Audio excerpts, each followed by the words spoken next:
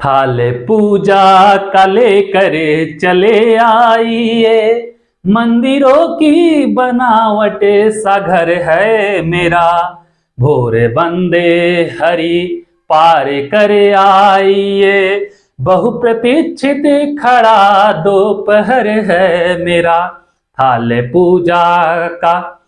जय हिंद दोस्तों, कैसे हैं आप सभी लोग। उम्मीद करते हैं स्वस्थ होंगे, मस्त होंगे और पढ़ाई चल रहा है एकदम बढ़िया झक्कास। बेटा आज हम लोग देखेंगे क्लास 10 और 12 दोनों क्लास के लिए बहुत ही इंपॉर्टेंट टॉपिक बेटा अलंकार। अलंकार क्या होता है आज हम देखेंगे बेटा। अलंकार मेरे रसगुल्ला मेरे जिगर के छल्ला, आज हम लोग देखने जा रहे हैं अलंकार। अलंकार क्या होता है। जिस तरह मनुष्य की शोभा बेटा आभूषणों से होती है, उसी तरह वाक्य की जो बेटा हमारा क्या होता है, काव्य होता है, काव्य की शोभा अलंकार से होती है। ठीक है, जिस तरह मनुष्य की शोभा आभूषणों से होती है, उसी तरह काव्य की शोभा किससे होती है, अलंकार से होती है। जैसे मतलब कोई इंसान हो, मेल हो या फीमेल हो, और वो सज धज जाए तो बहुत खूबसूरत लगता है बेटा। तो ऐसे काव्य को खूबसूरत बनाने के लिए अलंकार का प्रयोग किया जाता है। ठीक है, समझ गए होंगे आप लोग। तो क्या होता है बाबू मेरे रसगुल्ला, अलंकार क्या होता है, अलंकार की परिभाषा क्या होती है।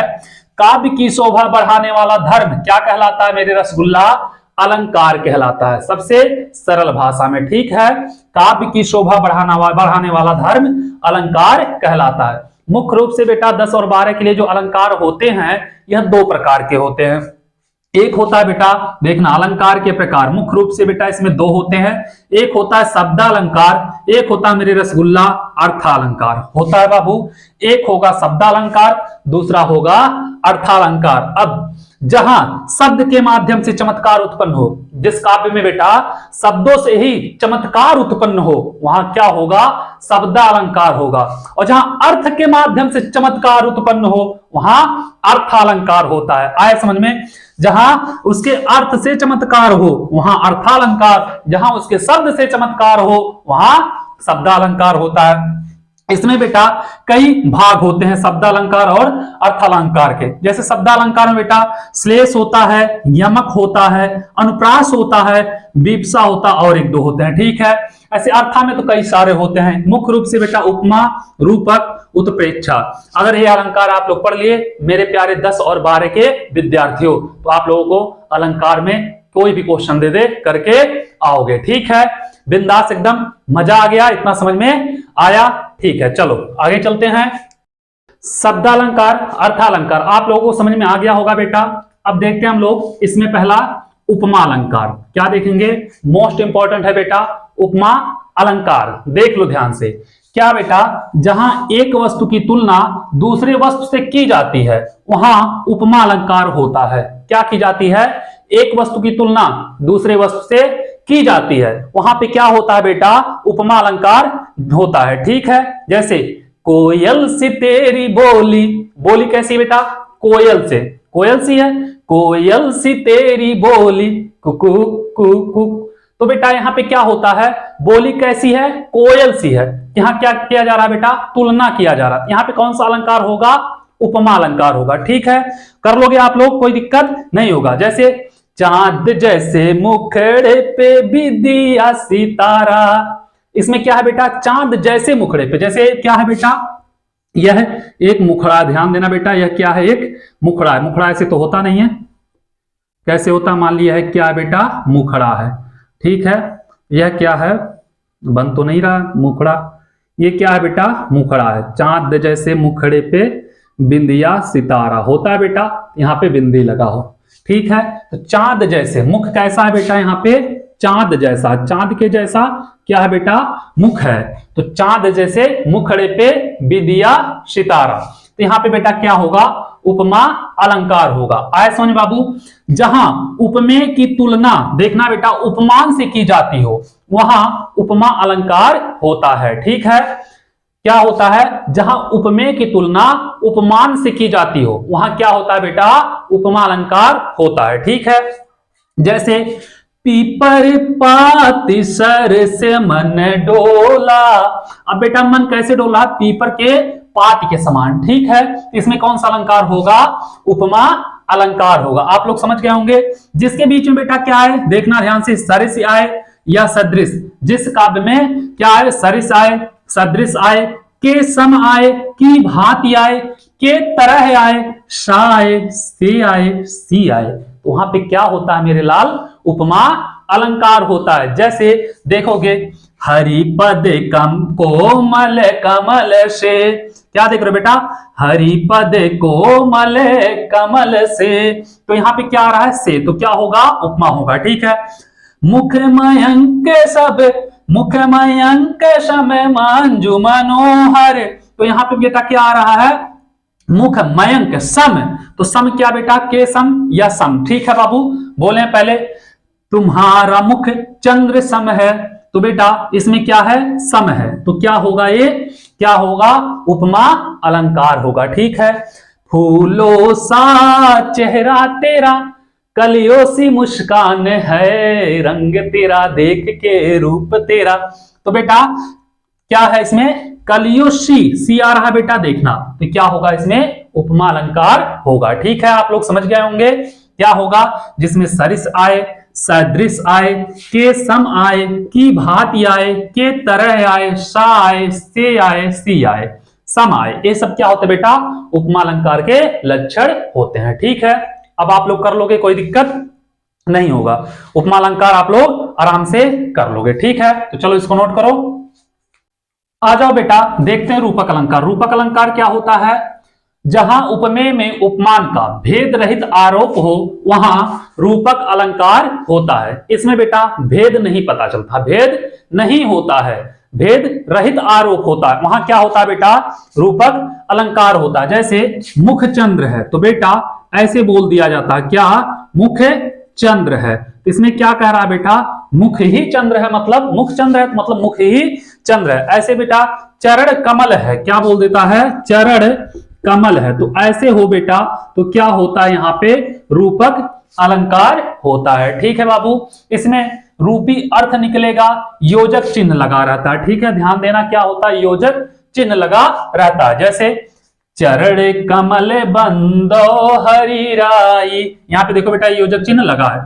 उदित उदय गिरि मंच पर, रघुबर बाल पतंग, मन सागर मन साल हरि, बूढ़े बहे अने, तो बेटा मन सागर, मन ही क्या है? सागर है। ठीक है, शशि मुख पर घूंघट डाले, यहां पे देखो बेटा योजक चिन्ह लगा, तो क्या होगा?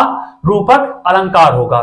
शशि मुख पर घूंघट डाले, अंचल में दीप छिपाए, जीवन की गौ धूलि में तुम्हें करुणा बन कर आए, झंझा झकोर गर्जन है, बदली है नीरद माला, पाकरी से शून्य हृदय को सबने यहाँ डेरा डाला। ये सब क्या है बेटा? रूपक अलंकार है। ठीक है, योजक चिन्ह लगा रहेगा और इसमें उपमेय में उपमान का भेद रहित आरोप होगा। जैसे एक चीज हमेशा समझना, जो बोलेगा हाँ सेम वही है। चरण ही क्या है बेटा? चरण कमल है, मुख चंद्र है, ऐसा आ जाए कहीं पे तो क्या होता है? रूपक अलंकार होता है। ठीक है, इसको नोट करो आप लोग। आ जाओ बेटा, अब देखते हैं उत्प्रेक्षा अलंकार क्या होता है। क्या देखेंगे? उत्प्रेक्षा अलंकार, जहां उपमेय में उपमान की संभावना व्यक्त की जाए, वहां क्या होता है बेटा? उत्प्रेक्षा अलंकार होता है। क्या हो बेटा? यहाँ पे संभावना होगा, जहां पे संभावना आए वहां पे उत्प्रेक्षा अलंकार होता है। मानो शेर गर्ज रहा हो, तो मानो गर्ज रहा लेकिन गरज नहीं रहा हो। मानो हाथी चिहाड़ रहे, मतलब हाथी चिल्ला रहे हो, तो मानो मान लो, मतलब चिल्ला नहीं रहे लेकिन मानो, मानो जनहु जानो, ये सब आ जाए बेटा, तो वहां पे क्या होता है? उत्प्रेक्षा अलंकार होता है। ठीक है, जैसे मनु मानो जनु जानो, मानहु जनहु मनहु जनहु, ये सब आ जाए बेटा जो, तो क्या होगा? उत्प्रेक्षा अलंकार होता है। मनु मानो जनु जानो, मानहु जानो, मनहु जनहु ज्यों आदि शब्द का प्रयोग जहां पे हुआ हो बेटा, जिस काव्य में, वहां पे होता है उत्प्रेक्षा अलंकार। बहुत ही सरल ट्रिक है। ठीक है बेटा, जैसे चमचमाते चंचले नयन बिच घूघट पट झीन, चमचमाते चंचले नयन बिच घूघट पट झीन, मानहु सुर सरिता विमल जल उछरत जुगमीन। बेटा क्या है, झीन मतलब बहुत महीन, पट मतलब कपड़ा, घूघट, बीच मतलब बीच, नयन माने नेत्र, चंचल मतलब चंचल नयने चमचमा रही हैं। क्या है कि जैसे किसी के घूघट के बीच, जैसे कोई है बेटा घूघट काढ़े हुए है, और कैसा है बेटा, ऐसा कोई है और घूघट काढ़ा हुआ है, और यहाँ पे इसके नयन है, क्या है, नयन है, और ऐसे लग रहा हो बेटा कि यह क्या है, घूघट काढ़े हुए। ठीक है बेटा, यह घूघट काढ़ी हुई है। ठीक है, तो ऐसे लग रहा है कि इसके घूघट के बीच महीन कपड़ों में इसकी आंखें ऐसे चमचमा रही हो जैसे क्या, मानव सुर सरिता विमल, मानव सुर सरिता विमल मतलब बेटा देव नदी के स्वच्छ जल में क्या हो, मछलियां उछल रही हो। ठीक है, ऐसे लग रहा है इसके नेत्र घूघट के बीच की दो मछलियां हो। ठीक है, जुग मतलब बेटा दो। ठीक है, आगे अब देखो यहाँ पे मानव आया है, तो मानव बेटा कौन सा अलंकार होगा, उत्प्रेक्षा अलंकार होगा। ठीक है, सोहत ओढ़े पीत पट श्याम सलोने गाते, मनहु नील मणि शैल परे आत पिपरयो प्रभात।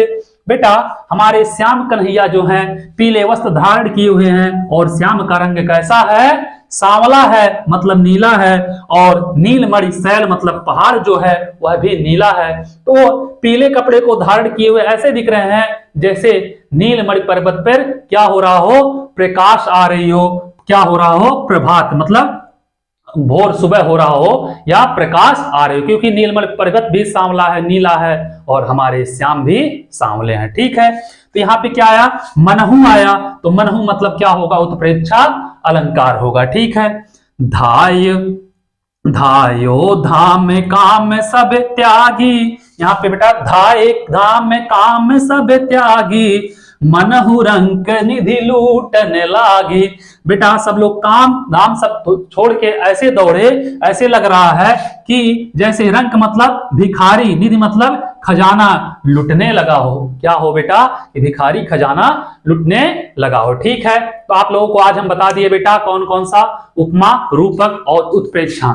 ठीक है, अगले वीडियो में यमक और अनुप्रास, जो कि आप लोग 10वां और 12 वाले विद्यार्थियों के लिए बहुत ज्यादा इंपॉर्टेंट है, अलंकार हम करा देंगे बहुत अच्छे तरीके से और कई एग्जाम्पल के साथ। आप लोगों से एक ही रिक्वेस्ट है, जितना उसके चैनल को शेयर करिए और सब्सक्राइब कराइए। ठीक है, थैंक यू सो मच।